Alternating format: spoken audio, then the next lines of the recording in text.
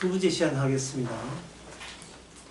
천국을 보여달라고 할 때는 가난한 심령이 된 것을 보여주면 되겠죠. 가난한 심령. 이것은 제자들이 예수님한테 마찬가지 요구한 거예요. 예수님 천국이 어디 있습니까? 보여주세요. 아버지가 어디 있습니까? 이렇게 하니까. 나를 보았거늘 왜 아버지를 보이라 하느냐. 근데 예수님이 나를 보았다 할 때 예수님의 키가 몇 센치고 그런 걸 보란 말이 아니고 예수님의 마음이 어떤 식의 마음, 어떤 내용으로 말씀하시고 행동하는지를 보라는 거예요. 제자들이 그 마음을 알아챘습니까? 몰랐어요. 옆에 같이 생활하면서도 예수의 마음이 어떤 마음인지를 몰랐습니다.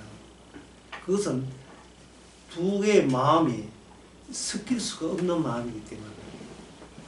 그래서 하나님의 계획, 예수님의 계획은 뭐냐? 두 마음이 섞일 수가 없는데, 섞일 수 없어서 구원이 안 되는데, 내 백성이 안 되는데, 이걸 섞이게 만들겠다는 거예요, 하나님께서. 참, 이게 보통 기적 아니에요. 큰 작업이에요.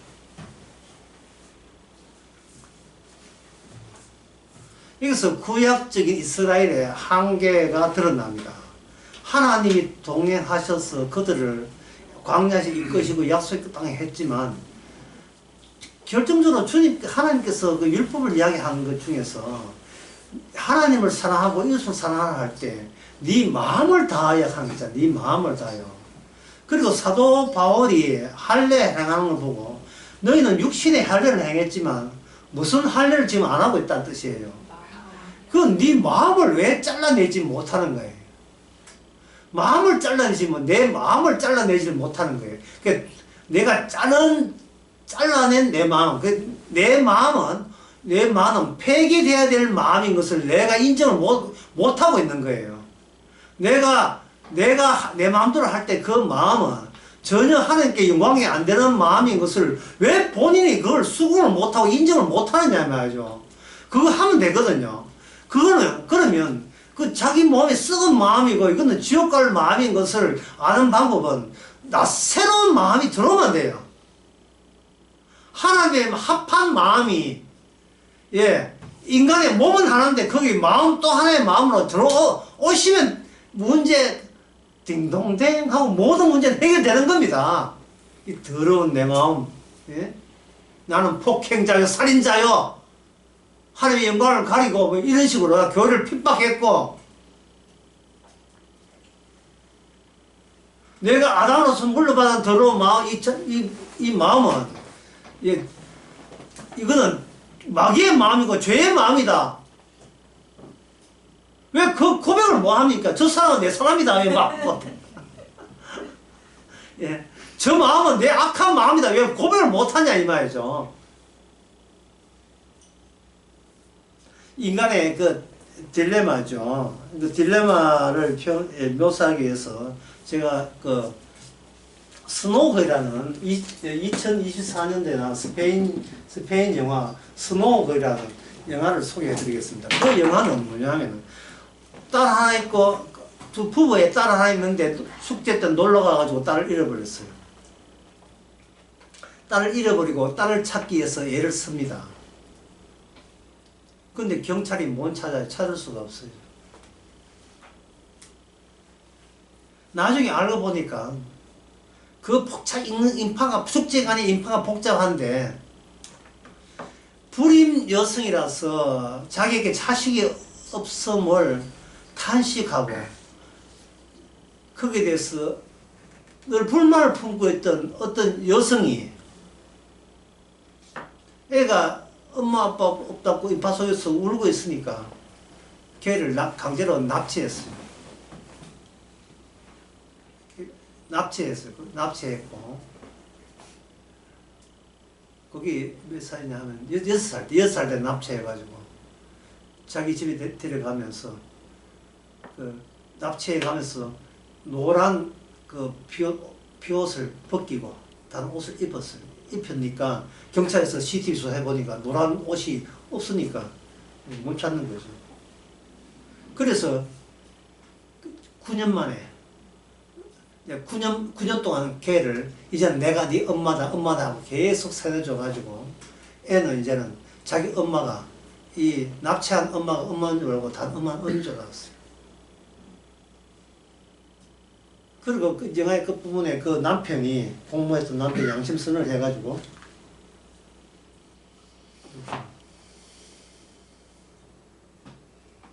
다시 해야 돼.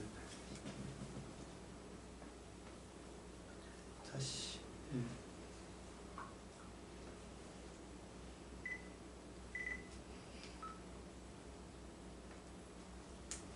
양심선언을 해서 양심선언을 하는데 그 남편도 이제 신고하러 가서 죽어버리고 마지막에 기자가 밝혀내가지고 기자가 밝혀나가 딱 가는데 마지막에 떨락고 했다가 이제 잡히는 거예요. 문제는 그게 아니고 진짜 엄마가 딸하고 이제 9년 만에 만났어요. 할 때 내가 네 엄마나 하기는 아니라는 거예요. 그게 제 이 이야기를 왜 하느냐 하면은 이미 마음 자체가 옛날 있던 엄마 마음이 없어졌고 9년 동안 납치했던 여자의 마음으로 계속 세뇌받았던 거예요. 그 대목이 이사야에 보면 이래 돼 있어요. 이사야 1장 3절에 소는 그 임자를 알고 나귀는 주인의 구유를 알건만은 이스라엘은 알지 못하고 나의 백성은 깨닫지 못한도다. 슬프다 범죄한 나라여 허물진 백성이여 행악의 종자여 행위가 부패한 자식으로다. 그들이 여호와를 버리고 여호와의 거룩한 자를 만연히 여겨 우습게 여겨 멀리하고 물러갔도다. 이랬어요.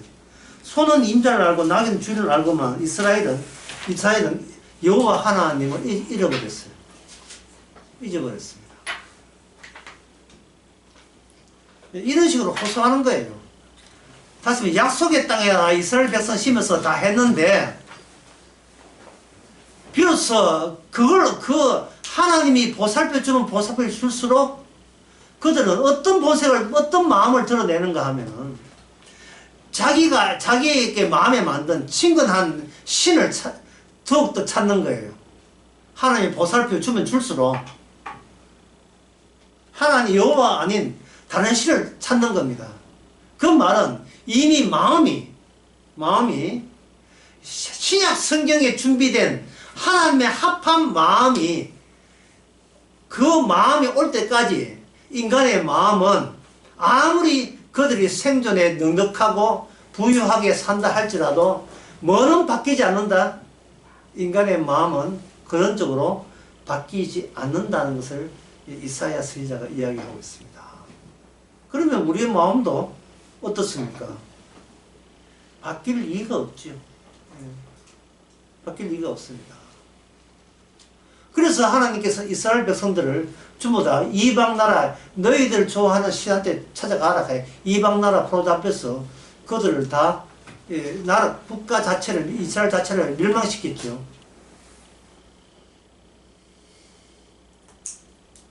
그럼 멸망시키면 그럼 원상복귀가 되는 겁니까? 결국 한 사람도 없었다가 이래 되는 거예요.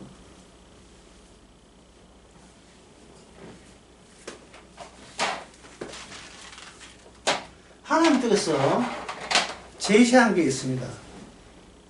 이거는 뭐냐 하면은 이스라엘 역사를 통해서 인간 자체가 이미 기존의 인간 세계, 아까 뭐라 그랬나? 무엇에 매였다? 사망에 매인 이 세계 영향력이 인간의 마음을 형성한다. 인간의 마음을 형성했다 이 말. 이걸 어떻게 천국 가는 신령이 가난 마음은 이제 바꿀 수 있는 것인가? 이게 하나님의 대작전이죠.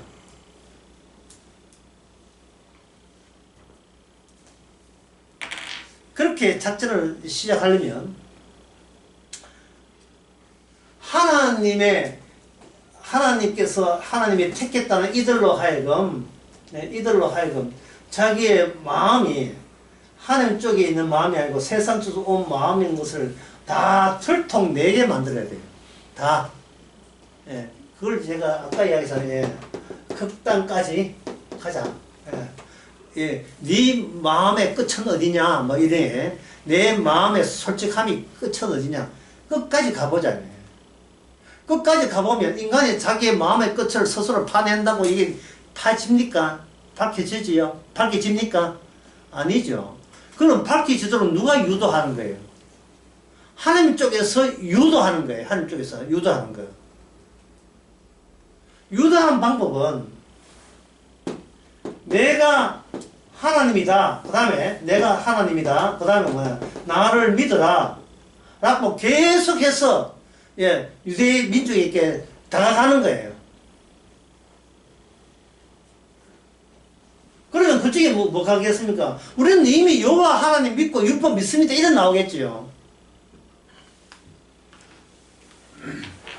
지금 네 마음 상태가 마귀의 마음이기 때문에 바리새인의 아비가 악마니까 마음이기 때문에 네가 어떤 율법을 지키든 그거는 하나님이 원하는 그 신앙이 아니다 라고 계속 밀어붙여야 되겠죠. 계속 밀어붙이는 거예요. 어디까지 밀어붙이는가? 그들의 마음은 바뀔 리도 없고 바뀔 수 있는 가능성이 전혀 없음을 알릴 때까지 계속 밀어붙이는 거예요. 내 마음으로 깨달았다 이런 사태가 일어나지 않도록 끝까지 가게 되면 여기서 발생되는 것이 뭐냐면 이건 빨간 걸로 쓸게요.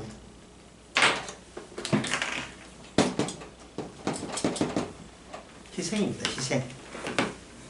세상 죄를 지어가는 희생물로서 주님께서는 그게 자기가 하셔야 될 마감 일입니다.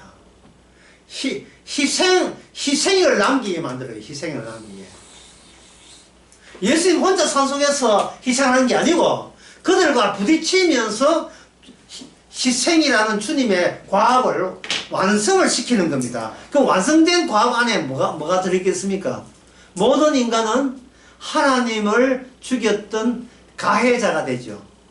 그 희생 안에.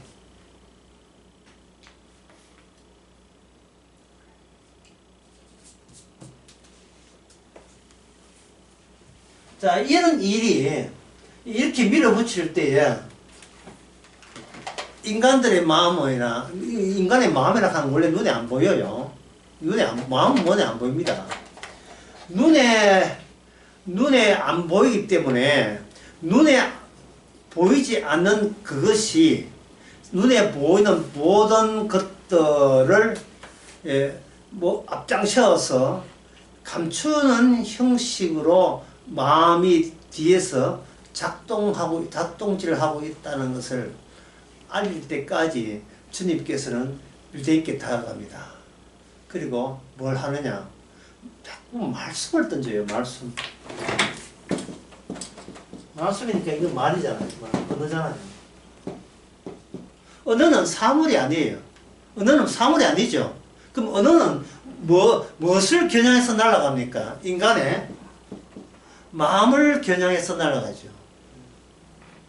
마음속으로 간음하는 것도 무슨 죄? 간음죄. 마음속으로 미워하는 것은 무슨 죄? 살인죄. 이걸 그 전에 유대인들은 어떻게 해석했습니까? 실제로 칼 두고 사람 안 죽인 이상 살인자 아니고 간음하지 않는 한 실제로 육체 관계 아니면 간음하는 걸로 여기는 거예요. 그러니까 예수님의 작전은 뭡니까?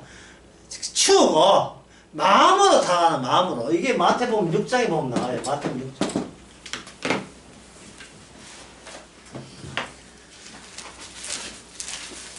그러니까 이 신앙생활, 종교생활 하는 게 이게 얼마나 우리 마음을 위선적으로 가리는 역할밖에 안 하는 거예요.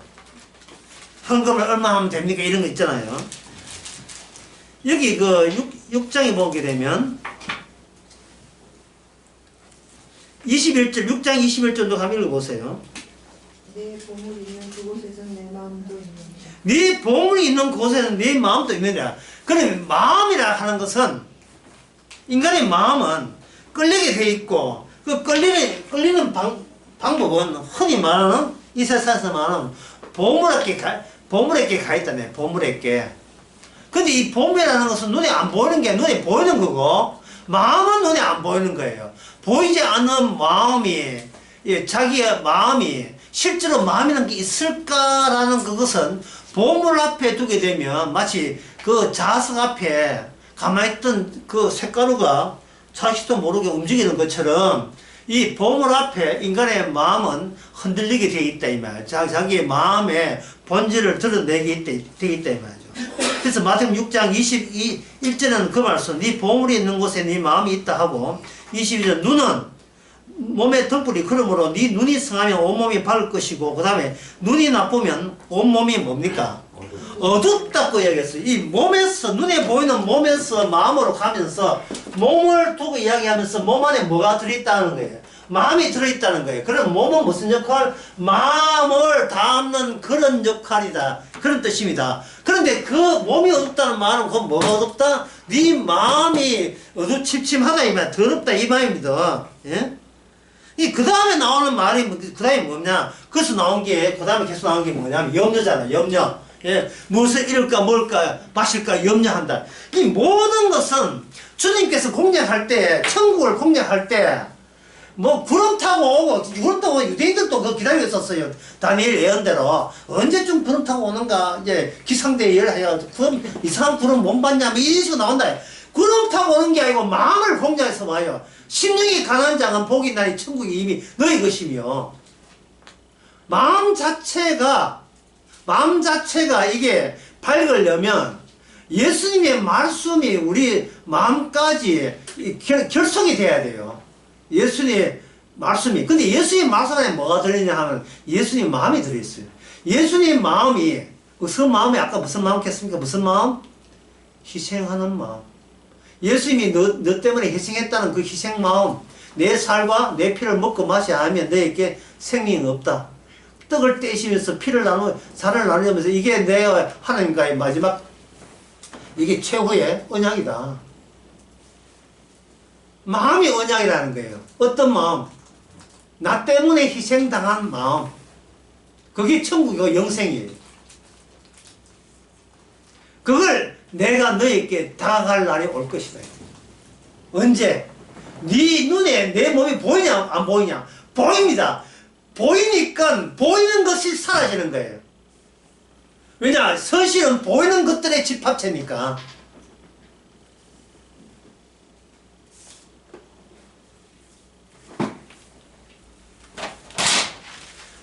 보였던 그 몸이 사라짐으로써 사라질 때, 예, 한번 적을게요. 보였던 예수님의 몸이 사라짐으로써 이 세상의 보이는 모든 것은 우리 몸도 포함하죠. 부정당합니다. 보였던 예수님이 사라지면서 이 세상에 보이는 모든 것은 부정당합니다.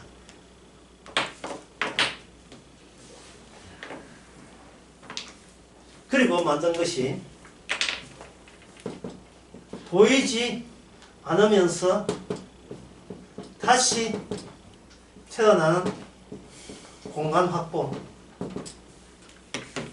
보이지 않으면서 다시 태어나는 공간 확보가 가능해졌습니다. 그게 오늘 사도행전에 나오는데 한번 봅시다. 사도행전 33절. 하나님이 오른손으로 예수를 높이심에, 자, 이제 설명 다 합니다. 33절. 자, 여러분 묻습니다. 묻고 이건 답변해 줘야 돼요. 하나님 보입니까? 안 보입니까? 예? 안 보이죠? 예. 하나님 안 보이는데 하나님 오른손 보입니까? 안 보입니까? 안 보이죠? 예수님 높이심에 할 때 높은 예수님 보입니까? 안 보입니까? 안 보이죠? 그가 약속한 성령 보입니까? 안 보입니까? 안 보이죠? 아버지께 받아서 보입니까? 안 보입니까? 안 보이죠? 보이지 않는 것으로서 이 세상은 이미 거부당하고 부정당했어요.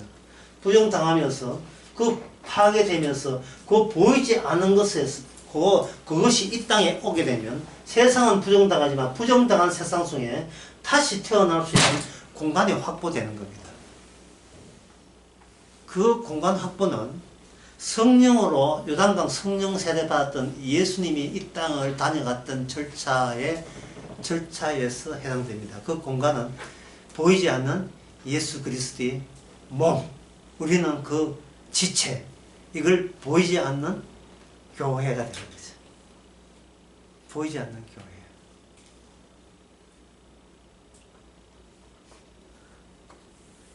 그럼 어떻습니까? 우리 육신에, 이 육신한 그릇에 무슨 마음이 왔어요? 기존 내 마음도 있고 주님 마음에 왔는데 내 마음과 주님 사이에서 뭐가 계속 피어난다? 희생했다는 취지가 나타나죠. 희생했다는 취지가 내가 폭행자요, 내가 죄인 중에 결심이다는 게 계속 이 발생이 되는 거예요.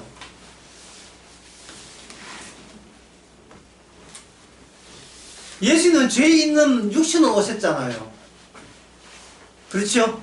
죄 있는 육신으로 오셨는데 거기에 누가 계셨습니까? 요단강에서 뭐라 내려왔어요? 성령이 함께 계셨죠. 오늘날 우리는 뭐냐? 죄 있음이 확정된 몸이죠. 그런 마음이잖아요. 거기에 누가 옵니까? 예, 성령이 오셨다고 되지만 예수님의 마음이 오셨다 해야 돼요. 예수의 마음이 오신 겁니다. 내다내라고. 내다내라. 예? 전설의 고향. 네가 나를 죽였잖아.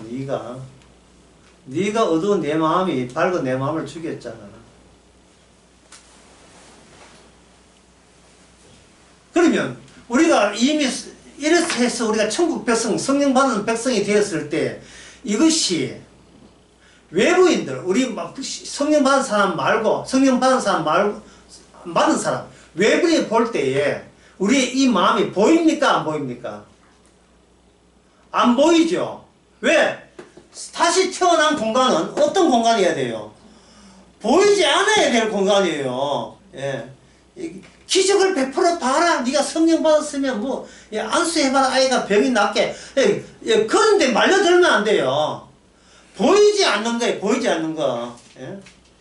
그들이 자꾸 당신이 예수 믿는 방법을 이야기 나도 믿겠다 하는 것은 아까 뭐라 했습니까? 나의 나대음을 내 괜찮아진 나 괜찮은 나 훌륭한 나를 계속 유지하기 위해서 내가 어디까지 훌륭해지는가를 확인하고 싶은 거예요. 확인하고 싶은 거.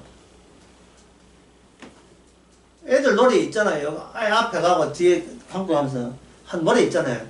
어디까지 왔나? 어디까지 왔다. 노래 있죠. 자꾸 스스로 확인하고 싶은 거예요.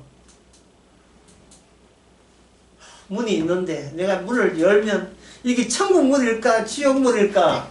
이 더러운 마음 가지고 왜 그 문을 열어? 더러운 손잡이를. 예? 어디 지가 그 문을 열지가 됩니까? 인간은 어느 정도로 자신에서 비극적이어야 하느냐 하면 어느 자기 자신에 대해서 비극적이냐.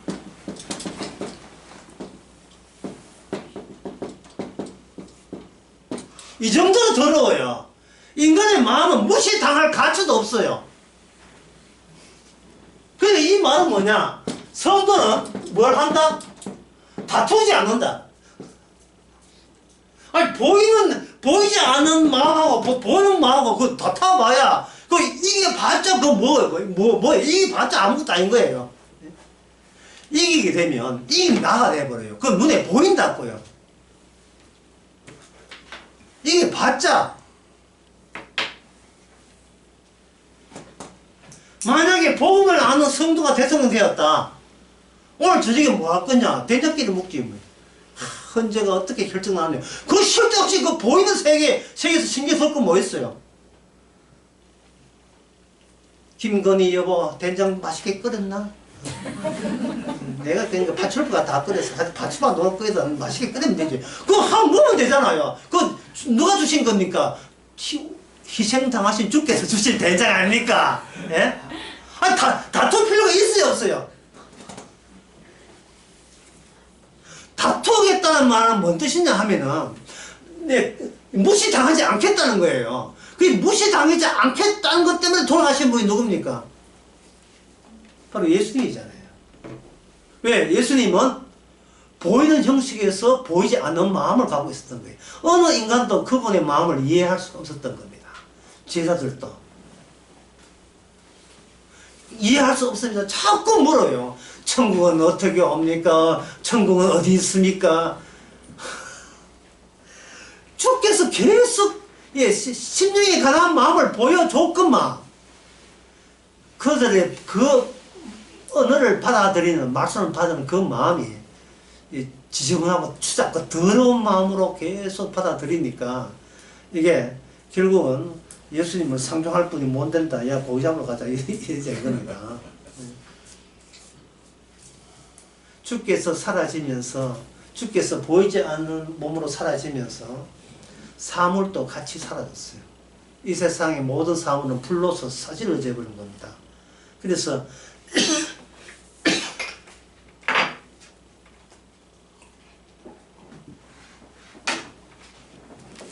요한계시록에 5장 이런 말씀 나와요.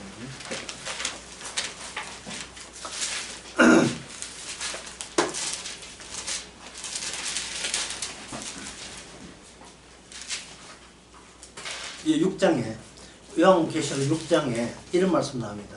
누가 이 책 떼기를 합당하냐 하고 울고 있어 사도 요한이. 이게 뭔 뜻이냐 하면 이 책 있잖아요. 성경책 있잖아요. 이 덮어둔 한 권의 책이 만약에 펴지면 세상은 끔찍한 일이 발생돼요. 왜? 보였던 하나님이 떠난 세상이기 때문에 이거는 파괴할 것만 남아있어요. 파괴할 것만.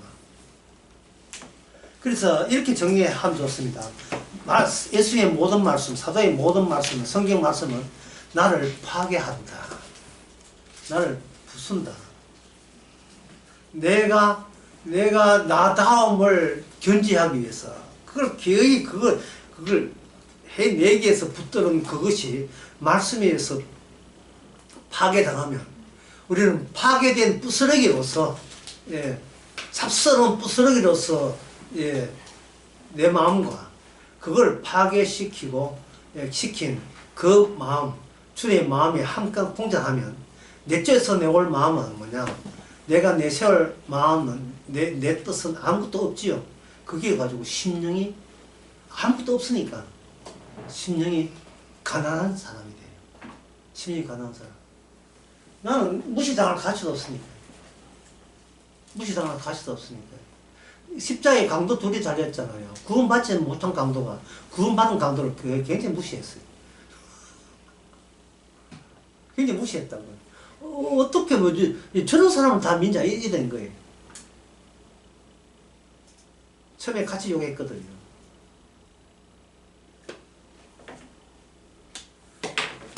주께서 하신 말씀을 뭐 한마디로 요약하라 하면 이렇게 요약할 수 있습니다.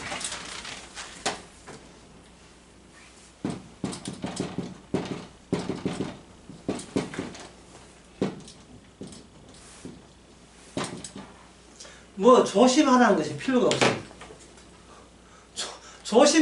조심할 필요가 있습니까? 없습니까? 조심해도 무시당하고 조심 안 해도 무시당하는데 이제 무시당하는 그게 기쁜 소식인데 뭘 또 조심해요? 이거는 주님의 경고다. 경고 없어요. 그게 끝났는데 뭐 이미 주와 함께 죽었는데 무슨 경고가 있어요? 죽은 사람한테도 경고가 통합니까? 예? 죽은 사람 붙들고 니 죽인다 하면 이게 말이 돼요? 안 되잖아요. 이미 있음이 있는 모든 게 있음이 문제예요. 있음이 드디어 있음의 문제는 타이밍이 왔어. 모든 게 있음이 문제라고요. 이게 숫자가 안 돌아가면 두 사람이 뒤에 사람 두 사람이 한 사람 없어요.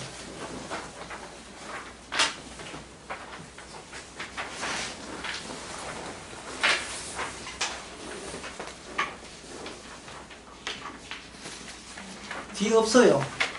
두 사람이라도 없으니까. 이게 에릭 크립텐이라는 소위 기타의 신이라고 여기는 그 사람이 아들이 하나 있었는데 아들이 호텔 베란다에서 떨어져 죽었어요. 일찍이. 그 소리를 듣고 자기는 뭐 유명 가수가 됐는데도 아들이 죽었어요. 그러니까 그 얼마나 아버지로부터 애통합니까? 뭐 지가 죽인 건 아니죠. 아브라함이 자기 손으로 자식을 죽인 그런 건 아니에요. 어쨌든 간에 호텔 베란다 떨어져 죽었어요. 죽고 난 뒤에 만든 노래예요. 이게 노래가. 가사를 해봅시다. 천국에서 널 본다면 너가 내 이름 기억할까? 예, 사실 아들 잃었다고 생각해. 아들 잃은 심정으로 한번 보세요. 그것도 어린 아들. 아까 아베 말에 했죠. 어린 소녀의 기도를 겠죠. 어리기 때문에 모든 것이 용서가 되는 그 나이처럼 생긴 아들. 천국에서 널 본다면 너가 내 이름 기억할까? 천국에서 널 본다면 우리가 예전과 똑같을까? 얼마나 보고 싶겠어요. 나는 강해져야 돼. 앞으로 나아가야 해. 왜냐하면 나는 여기가 천국이 아니니까. 자기가 있는 곳은 천국이 아니고 아들은 천국에 갔으니까 두 번 다시 못 만나는 거예요. 아들이 죽었다는 것도 애석하지만 죽은 아들을 다시 볼 수도 없다는 게 더 애석하다 이 말이죠. 잠시 헤어지면 참다 나중에 만나면 되는데 자기는 천국에 갈 수가 없다는 거예요. 왜? 아들을 죽인 아빠니까. 뭐 자기가 죽인 건 아니지만 자기가 제대로 보호 못해서 이 아들 죽였으니까 이 같은 죄인이 무슨 천국을 가겠느냐 하는 생각이 에릭 클립턴의 생각이에요. 본심이에요. 그래서 이런 가사를 쓴 거예요. 왜냐하면 난 여기 천국에 머물 수 없으니까. 천국에서 널 본다면 너가 날 이렇게 주겠니? 하지만 이런 이야기 하는 것은 계속 나는 지금 천국에 못 가고 갈 수도 없는 인간이라는 것을 스스로 탄식하는 거예요. 반란 없이 헤매겠지만 결국 길을 찾을 거야. 왜냐하면 나는 천국에 머물 수 없으니까. 그러면 어떻게 길을 찾는가? 그 다음에 나와. 시간은 사람을 무너뜨리고 무릎을 꿇게 만들고 마음을, 이게 마음이지, 말이 아니고 마음을 산산조각 내버리죠. 이게 뭐가 나옵니까? 마음이 나오죠. 이 사람이 그 당시에 한 달 수입이 얼마쯤 되겠어요? 수천억이죠. 수백억 넘겠죠. 수천억 될 수 있겠다. 그 정도로 돈 많은 사람이 아들 잃으니까 그 마음이 어떻게 됐어요? 돈이 보물입니까? 아들이 보물이었어요. 돈 많을 때는 돈이 보물인 줄 알았는데 아들 잃고 난 데는 보물이 있는 곳에 네 마음이 있다는 것이 뭐냐면 돈 가질 거 없어도 괜찮아요. 아들 잃으니까 모든 게 다 상실스러워요. 내 보물은 아들이었단 말이에요. 아브라함처럼. 시간이 나를 무릎에 꿇게 만들고 마음을 산산조각 내버려요. 그리고 결국 간절히 애원하게 만들지. 뭐라고 하냐. 천국의 문 저편에는 평화가 있을 거야 분명히. 이거는 바로 요한계시록 21장 1절 3절 내용입니다. 그 뒤에 나와요. 왜냐하면 천국에는 더 이상 눈물이 없을 테니까. 여기 지금 자기가 인기 있고 뭐 1회 공연에 수십억 받고 이게 문제가 아니고 아들이 없으니까 그까지 그런 게 아무짝도 소용없다는 것을 아는 거예요. 더구나 아들을 지금 천국 갔으니까 만나면 될 텐데 자기는 천국 갈 수가 없어요. 죄인이라서. 그래서 자꾸 묻는 거예요. 천국에서 널 보면 너 이름을 기억할까? 천국에서 널 보면 모든 걸 예전에 따뜻할까? 난 강해져야 돼. 그리고 너 없이도 살아가야 돼. 왜냐하면 난 아직 너를 따라갈 수 없으니까. 왜냐하면 난 아직 너를 따라갈 수 없으니까. 사실은 너가 같은 천국에 내가 합류하기 위해서 천국 갈 자신이 없다는 거예요. 이 애절함을 이해하면서 어떻게 한번 들어보실래요? 노래 다 아는 노래지만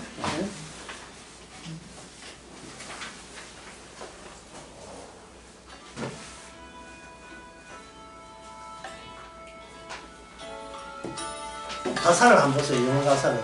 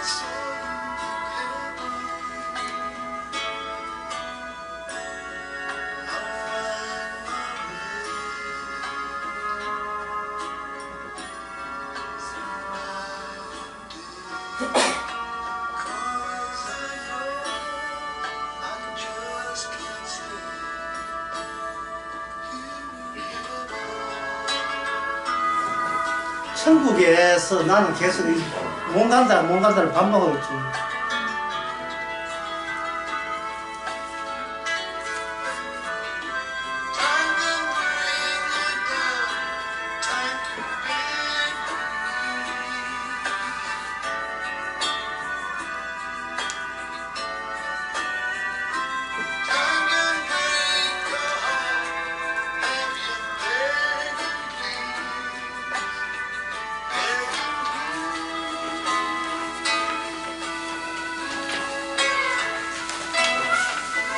아까 말한 문 열고 나오는 예수님이 기다릴까 하는 문제.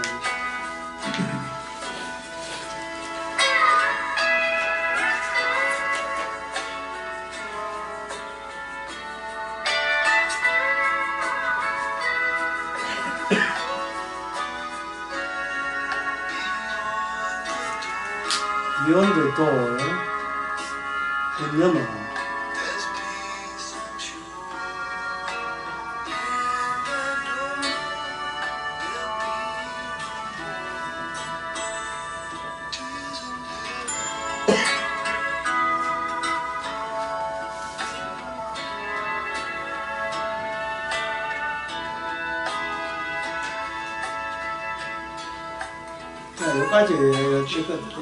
여기까지만 하겠습니다. 자, 이 사람의 이 노래를 좀 더 전에보다 좀 이 노래를 길게 듣는 이유가 교회 한 50년, 60년 다니고 네, 설교 많이 듣고 복음 안다고 하는데 결국은 있는지 없는지 어느 많아요. 라고 끝날 수밖에 없는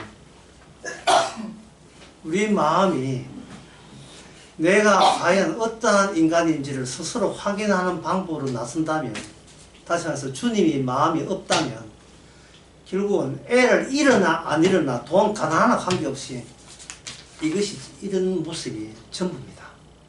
이 모습이 전부예요. 다른 대안이 없어요.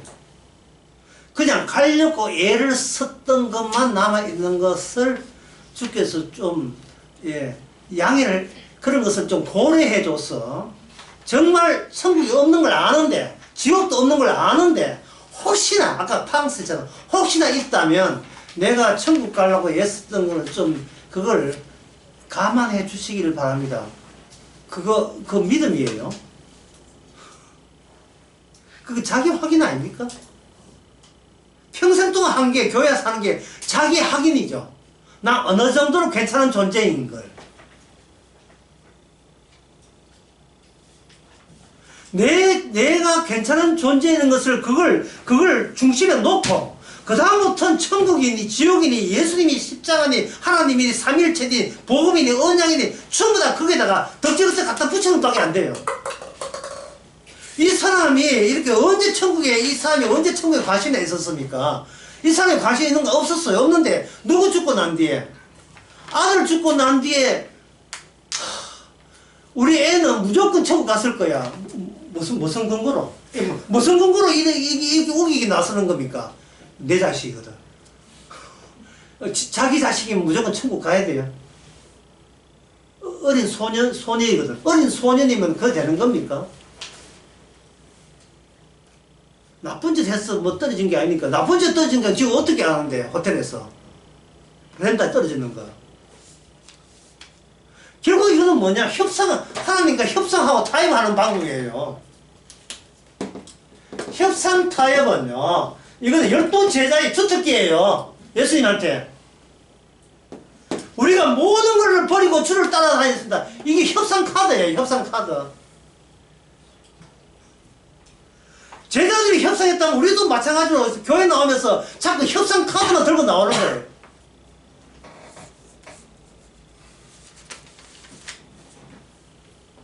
그 협상 카드 거래가 주님한테 통하지 않습니다.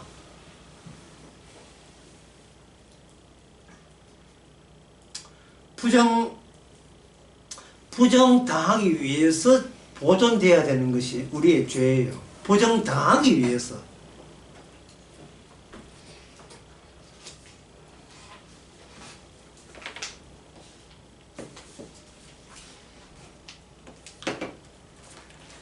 자기가 아들이 천국 갔다는 게 어떤 보장입니까? 어디에 근거 있습니까? 근거 없어요. 내 자식이니까 내 천국 가 있어야 된다는 거예요. 그러면 이 에릭 크립턴에게 내가 묻고 싶은 게 있어요. 만약에 당신이 아들이 베란다 떨어져서 그 적시로 지옥 갔다면 아들 따라 당신도 지옥 가겠습니까? 라고 묻는다면 아버지 에릭 크립 뭐라고 하겠습니까? 안 간다 하겠어요? 간다고 하겠어요? 간다고 하죠. 간다고 하죠. 왜? 자식이 곧 나고 자식이니까. 그게 자식께 보여줄 수 있는 아비로서의 최대의 희생이니까. 결국 인간은, 마귀는 예수님을 모델로 해서 유사 예수님으로 인간에게 예수님을 가장해서 찾아오는 거예요. 그게 고린도후서 11장에 나오죠. 악마가 뭐로 옵니까? 어린 양으로의 모습을 보죠. 교묘해. 얘 교묘하기 짝이 없어요. 목사가 이렇게 교인들에게 설교해요. 당신들은 복음을 나간다 하면서 그러면 당신은 누굴 위해서 희생했습니까? 누굴 위해 희생했습니까? 교인들 답변 안 합니다. 왜? 다들 알고 있으니까. 목사님 이야기 하나하나 내 자식을 위해서 희생하고 있습니다. 이 자식을 위해서 희생이에요. 어느 자식 말입니까? 내 자식이지 뭐 내 자식 희생하지요. 그런데 내 자식이 아니요! 라고 손들고 나온 사람이 있어요. 손양원 목사. 이것도 뭐, 이런 또 시츄에이션, 예? 이런 심파극, 예? 아들을 죽인 살인자를 자기를 양하려 해가지고, 그게 뭐 대단한 일이냐? 예? 이거는 뭐, 감히 사람이 못하는 게 성령이 봐야 안다고, 되는 거. 이 전부 다 뭡니까? 눈에 보이는 뭐가 돼요? 업적이잖아요. 눈에 보이는 업적이죠.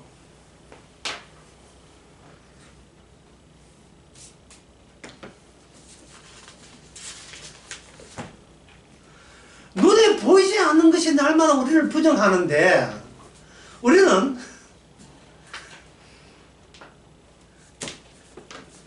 내가 부정하는 것을 목적으로 사는 게 아니고 내가 하나님과 사람 앞에서 무시당하지 않기 위해서 하는 그 목표로 살아가고 있습니다. 자, 이점에서 다시 사도행전 본문 돌아올 때가 되었어요. 자, 다윗은 어떻게 됐을까? 네. 다시 말해서 이 구원이라는 것은 어려운 게 아니고 불가능해요. 구원은 불가능한 겁니다. 사도행전 2장에 보게 되면 25절, 네, 요거는 10편 16편 8절에 나온 예언의 말씀이 성취되는 거거든요. 다윗이 저를 가리켜 가로되 내가 항상 내 앞에 계신 주를 배웠으며 나도 요동치 않기 위해서 내가 내 우편에 계시도다. 다윗이 이런 예언을 했다 이 말이죠. 그러면 여기서 신약적 관점에서 다시 와서 다윗과 하나님의 마음이 그 당시 예언자니까 함께 있잖아요. 함께 있다 이 말이죠. 함께 있으니까 다윗은 예언을 못 믿어요. 그러나 예언하시는 하나님은 다윗을 사용하십니다. 사용하시는데 어떻게 사용하느냐 하면은 다윗에게 예언만 살아있고 다윗이 예언에 방해되지 않도록 어디다가 집어넣느냐 하면 무덤 속으로 집어넣어버리죠. 무덤 속으로. 무덤 속으로 집어넣어요. 왜 다윗을 무덤 속으로 집어넣는가? 아담의 후손이니까 마땅히 무덤 속에 가야죠. 그게 뭐 이상한 건 아니죠. 남들 다 가는 무덤 속에 가는 사람 중에 한 사람이 다윗이고 그 다윗에게 하나님의 말씀이 날라온 거예요. 말로 날라와가지고 주께서 지옥 가고 있는 죽어 가고 있는 다윗, 아담의 후손 다윗을 주께서는 그 다윗을 사용해 버리는 겁니다. 잠깐 네 몸 좀 빌릴게. 좀 빌릴게. 그러면 내가 항상 내 앞에 계신 주를 배웠으면 할 때 이 주가 몇 명이냐 하면 주가 2명이 되는 거예요. 다윗 속에 있는 주와 그리고 그 주를 보내신 주, 예. 주께서 내 주에게 시편 110편은 그렇게 표현되는 겁니다. 근데 이 해석은 누가 해석하느냐? 다윗이 해석하는 것이 아니고 다윗 안에 계신 주님이 그렇게 해석합니다. 이걸 베드로전서 1장에서는 주님이라 하지 않고 주의 영이 그렇게 했다. 주의 영이 그렇게 해석하는 거예요. 주의 영이. 그러면 오늘날 성도에게 성령이 찾아오게 되면 성도가 하는 그 행세, 한 짓거리, 맨날 내가 어느 정도 수준이냐, 맨날 자기가 시험하는 그 짓거리에 대해서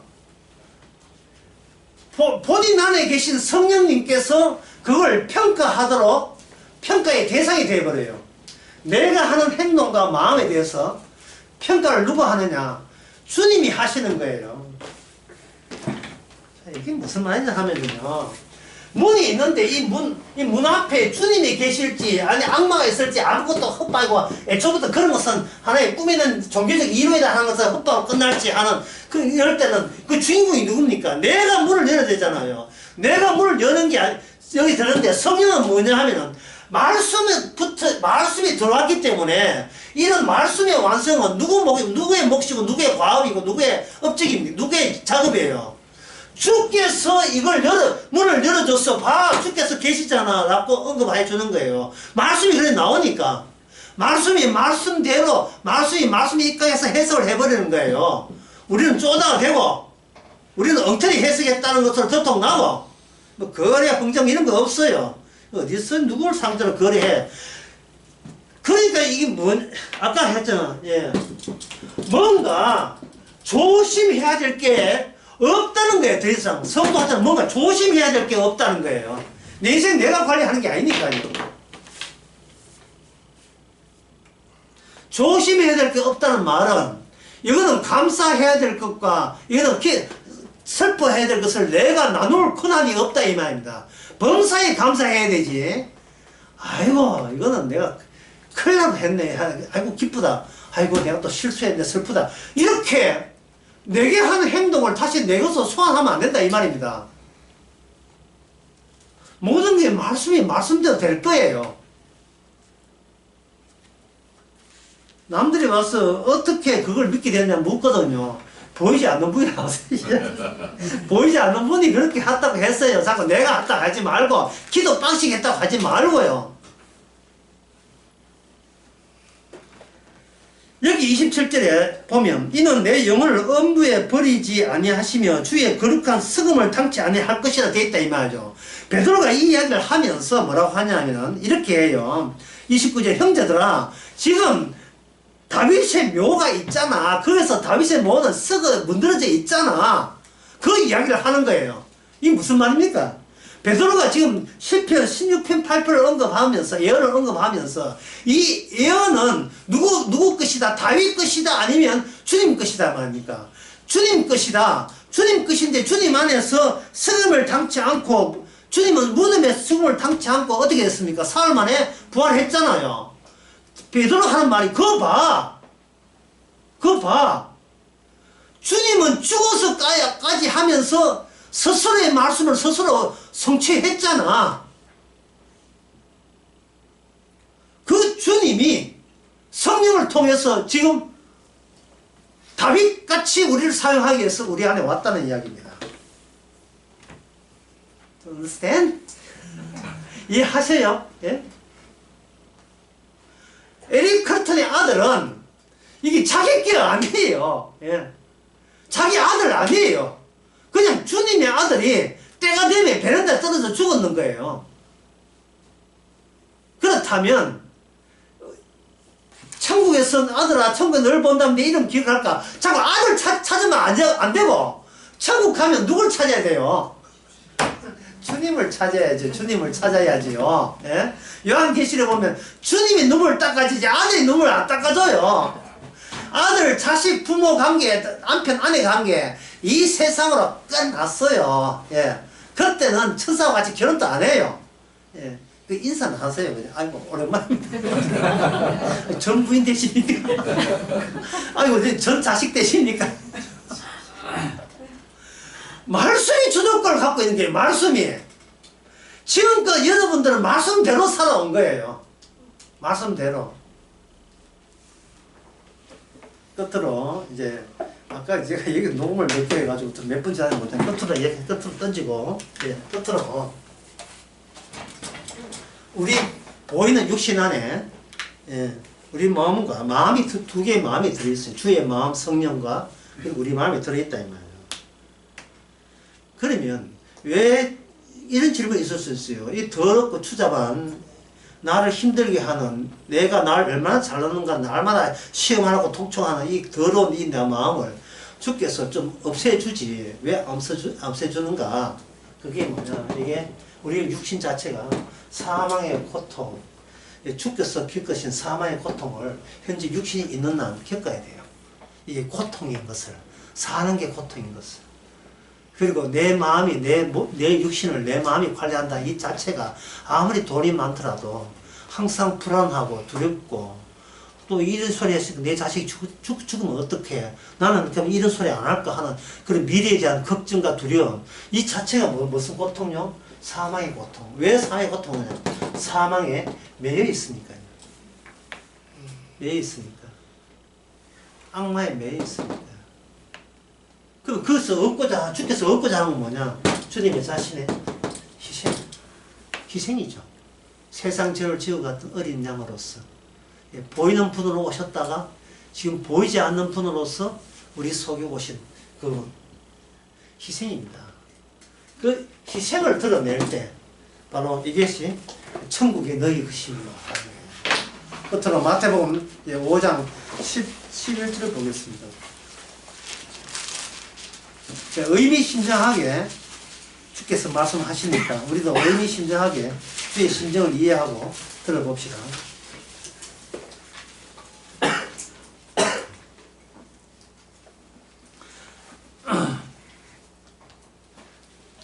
11절에 나를 인하여 너희를 욕하고 핍박하고 거짓으로 너희를 거스려 모든 악한 말 할 때 너희에게 복이 있나니 이 돼 있죠. 근데 아들의 죽음 가지고 뭘 하는 게 아니고 아들 죽음은 없고 예수님에 관한 거예요. 자꾸 에릭 크리스토는 뭐 아들 마음, 아들한테 매여 있어가지고 아들 못 버리고 있는데, 아들 못 버리고 있으니까 뭐를 대가로 아들만 생각하는 거예요. 예수님이 희생을 버린 대가로 아들만 생각하고 있는 거예요. 이게 바로 사망에 매여 있는 모습이잖아요. 이 고통이잖아요. 그런데 복이 성령이 있는 사람은 예수님을 인하여 너희를 욕하고 핍박하고 너희를 거스려 모든 악한 할 때 너희에게 복이 있나니 기뻐하고 즐거워하라. 하늘에 너희 상이 큼이라. 너희 전에 선지자들을 이같이 뭐했다? 핍박했다. 선지자에게 육신이 있다는 게 이게 바로 그들에게는 그 당시 핍박 욕소가 된 겁니다. 나와 내 복음을 위해서 고난을 받아라.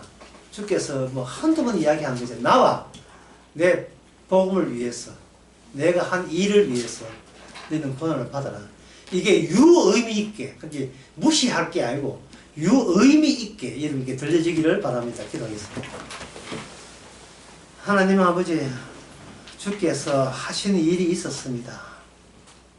그런데 우리의 온통 관심사는 내가 얼마나 건재하는가, 내 뜻대로 내 마음에 드는 내 모습으로 유지하고 있느냐, 거기에 온 몸을 다 빼앗기고 있습니다. 주여, 언제 우리가 심령이 텅텅 비어있는 가난한 심령이 되은 적이 있던가요? 십자가 앞에서 비로소 우리는 가난한 심령이 되게 하여 주시옵소서. 예수님의 이름으로 기도합니다. 아멘.